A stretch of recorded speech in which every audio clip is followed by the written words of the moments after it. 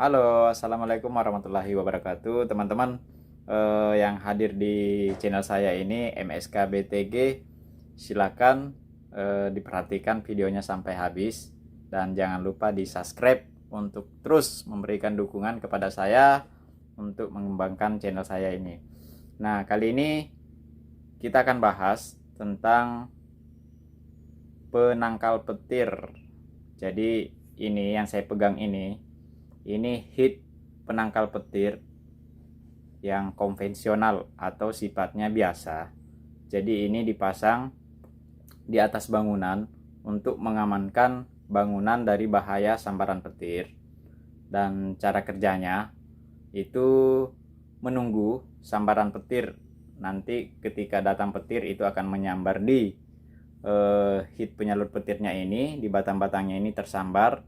Kemudian nanti akan disalurkan ke tanah untuk dinetralkan arus petirnya supaya tidak membahayakan bangunan yang kita lindungi dari sambaran petir. Nah, nanti dilihat aja videonya berikut ini, penangkal petir atau penyalur petir yang sudah terpasang di bangunan. Nanti dilihat aja teman-teman, di subscribe dulu, silakan di subscribe teman-teman untuk terus memberikan semangat kepada saya mengembangkan channel ini langsung. Tapi tentunya teman-teman, supaya arus petir itu bisa dialirkan ke tanah, tentunya si hit penyalur petir ini sendiri harus dihubungkan dengan kabel penghantar. Jadi di sini ini ada sekrupnya.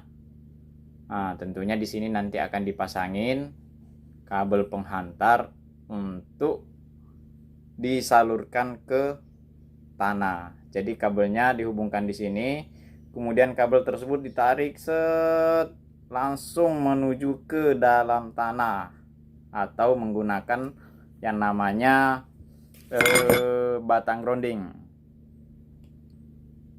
Nah, batang groundingnya itu seperti ini. Nah, seperti ini batang groundingnya. Tapi ini yang sudah saya potong nih. Jadi sebenarnya panjangnya itu ada yang sampai 3 meter sampai 4 meter panjang batang groundingnya. Itu nanti yang kita tanam ke tanah. Dan kabelnya yang dari sini nih kita hubungkan. Kabel yang dari sini. Nah, yang dari sini ya. Kita hubungkan ke batang grounding ini yang kita tanam di tanah nanti. Nah, sedangkan aksesoris tambahannya yaitu kita menggunakan klem batang grounding, atau kalau ini enggak ada, kita menggunakan kuku macan. Ini untuk menghubungkan kabel yang dari penangkal petir menuju ke batang grounding yang ditanam di tanah. Nah, kita menggunakan kuku macan ini ya, atau menggunakan klem grounding ini. Dua-duanya oke. Nah, seperti tombak-tombak yang terpasang yang di atas atap itu teman-teman, itu kelihatan di atas atap ya. Tombak-tombak itu merupakan penangkal petir atau penyalur petir yang cara kerjanya bersifat konvensional atau biasa.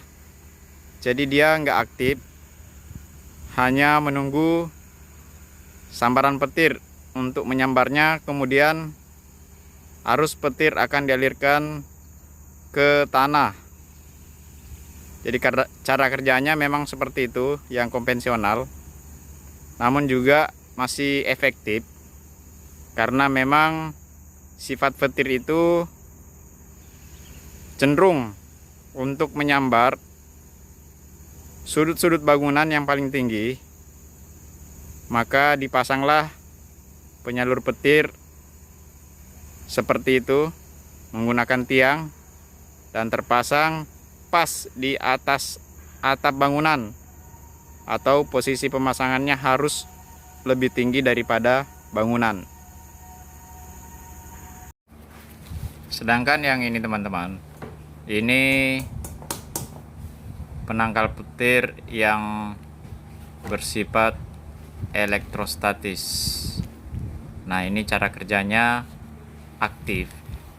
Jadi dia memberi jalan kepada